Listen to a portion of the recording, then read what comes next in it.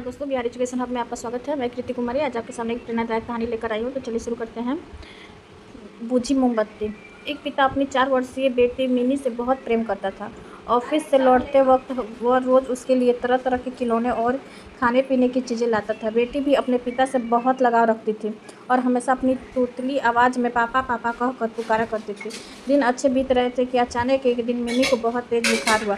सभी घबरा गए। वे दौड़े भागे डॉक्टर के पास गए, पर वहाँ ले जाते मिनी की मृत्यु हो गई। परिवार पे तो मानो पहाड़ ही टूट पड़ा और पिता की हालत तो मृत व्यक्ति के समान हो गई। मिनी के जाने के हफ्ते बाद भी वे ना किसी से बोलते और ना बात करते, बस रोते ही रहते।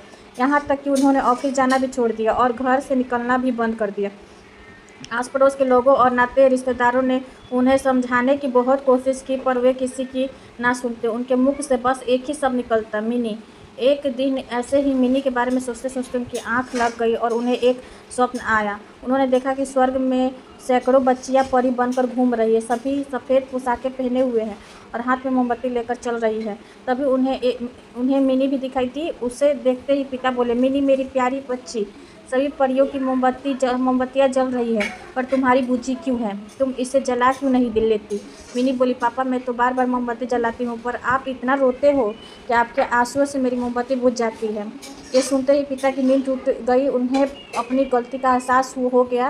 वे समझ गए कि उनके इस तरह दुखी रहने से उनकी बेटी भी खुश नहीं रह सकती और वह पुनः सामान्य जीवन की तरफ बढ़ने लगे। मित्रों, किसी करीबी के जाने का गम शब्दों से बयान नहीं किया जा सकता, पर कहीं ना कहीं हमें अपने आप को मजबूत करना होता है और अपनी जिम्मेदारियों को निभाना होता है, और शायद ऐसा करना ही मरने वाले की आत्मा को शांति देता है। इसमें कोई संदेह नहीं कि जो इससे प्रेम करते हैं वे हमें खुश ही देखना चाहते हैं, अपने जाने के बाद भी।